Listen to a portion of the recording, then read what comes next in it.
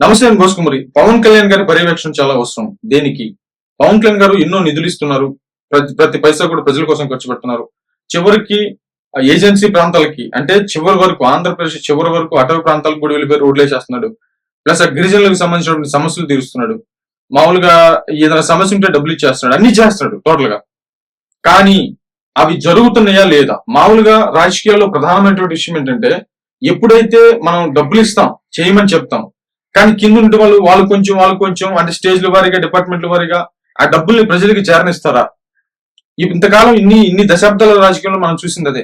ఇప్పుడు నాయకుడు శాంక్షన్ చేశాడు, అవి కరెక్ట్ గా ప్రజలకు వెళ్తున్నాయి లేదా? ఈ పర్యవేక్షణ అంటే ప్రజలకి హెల్ప్ చేయాలి అన్నటువంటి ఒక బలమైనటువంటి దృఢ సంకల్పం ఎంత అవసరమో, దాన్ని చేసిన తర్వాత జరుగుతుందా లేదా అనేటువంటి విషయం. రోడ్లు శాంక్షన్ చేశారు, అవి కరెక్ట్ గా చేస్తున్నారా లేదా? అవి నాణ్యంగా ఉన్నాయా లేదా? ఇప్పుడు ప్రజలకు సంబంధించి ఏదో ఒక సమస్య వచ్చింది, ఆ సమస్యను తీర్చారు, ఒక మనీ శాంక్షన్ చేశారు. ఇప్పుడు నీళ్లు సంబంధించిన ట్యాంకులు కట్టించారు, ఏదో చేయాలనుకుంటున్నారు. అవి కరెక్ట్ గా జరుగుతున్నాయా లేదా? అయిపోయినాయా లేదా? నాణ్యంగా ఉన్నాయా లేదా? ఇవి ఖచ్చితంగా పర్యవేక్షించుకోవాలి. ఇవి అంటే ఇవ్వటం ఎంత బాధ్యతో ఖచ్చితంగా పర్ఫెక్ట్ గా అయిపోయి ప్రజలకి అవి ఉపయోగపడుతున్నాయా లేదా అనేటువంటి విషయం గమనించుకోవటం కూడా ఖచ్చితంగా ఒక బాధ్యత.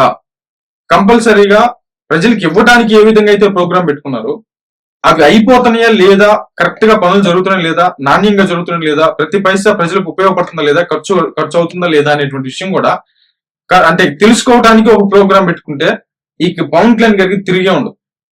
మరి